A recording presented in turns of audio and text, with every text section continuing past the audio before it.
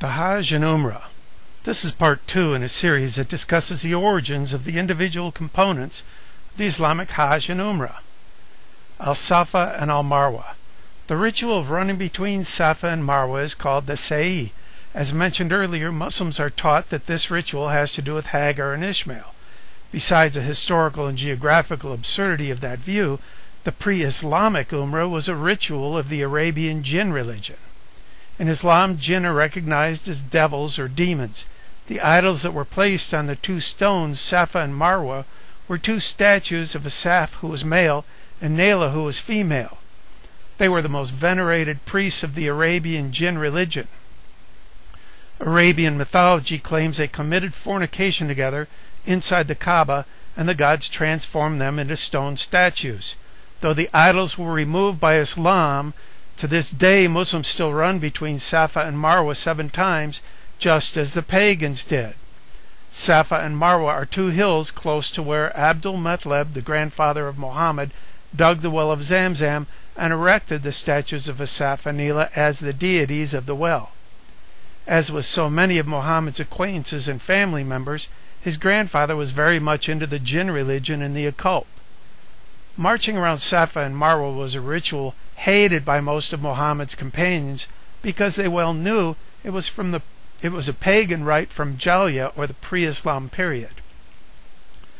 From the Hadith, "You were hating to encompass around the Safa and Marwa." He answered, "Yes, because it was one of the pagan rites of Jahiliyyah, until Allah gave a verse that Safa and Marwa are the rites of Allah. The person has no sin when he encompasses them." Even Ibn Abbas, cousin of Muhammad and Islam's most authoritative reporter, admitted that encompassing Safa and Marwa was a custom of the pagan Arabians before Islam.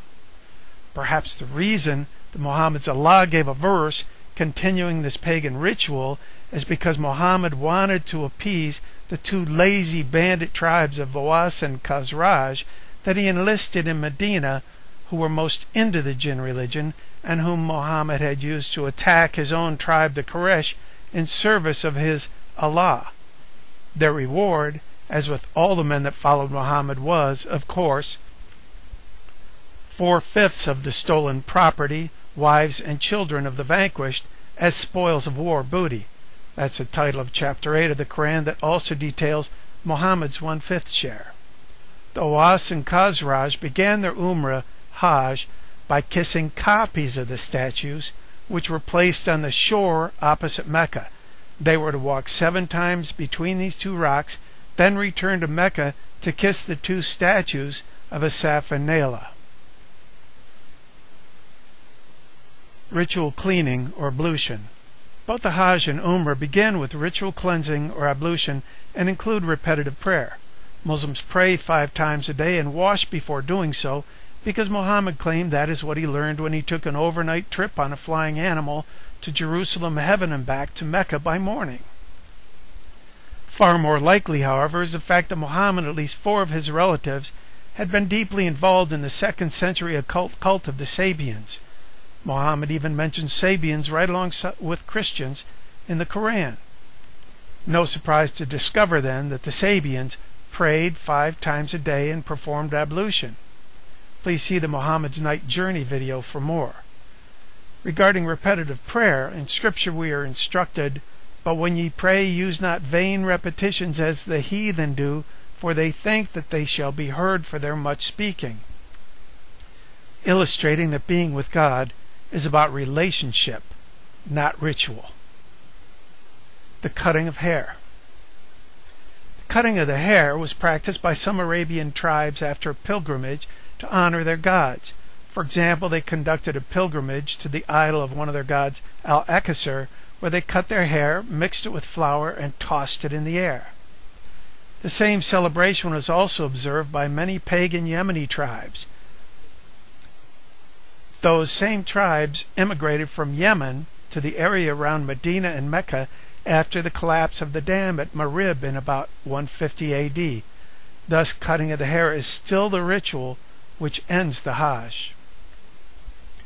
Stations of the pre-Islamic Hajj included Arafah, the place where they would stop to worship the sun, and Muzdalifah, where they would stop to worship the moon. Then the Hajj would conclude in Mina, called Muna, the place dedicated to Manat, where they cut their hair and presented their animal sacrifices. The same Hajj was transferred to Islam with the same rituals, including the cutting of the hair at Manat. Animal sacrifice.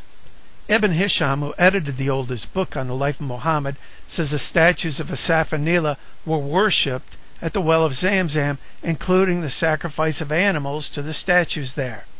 This suggests that the well of Zamzam was dedicated to the worship of the two priests of the jinn, represented by the statues by Muhammad's grandfather Abdul-Muttalib.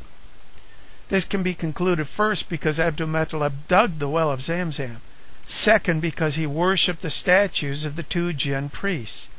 Indeed, Abdul was so consumed by occult worship that he wanted to sacrifice one of his own sons to the two statues at Zamzam. That son was Abdullah, who became the father of Muhammad. When Abdul was close to killing Abdullah with his knife, Abdul's brother stepped in and rescued the boy. The well of Zamzam. Arabians would dig a well for each temple to which they went to sacrifice to the gods they worshipped, to build Hajj around the statues of the gods. Among the ceremonies would be drinking water from the well, which was dedicated to the deity. After Abdul-Muttalib dug the well of Zamzam near Safa and Marwa, visiting the well and drinking of its water became part of the small Hajj or Umrah to honor the deities for which the Hajj was called in the first place, namely the devoted servants of the jinn Asaf and Nila. Please click on the video response for part 3 that further explores the amazing origins of more of the individual components that comprise the Hajj and Umrah. Please join us for discussion of this video in the Islam Christian Forum at the first link. For the text version, please click on the second link. For the papers authored by Dr. Rafat Amari, from which most of the material in this series was derived, please visit the third and fourth links.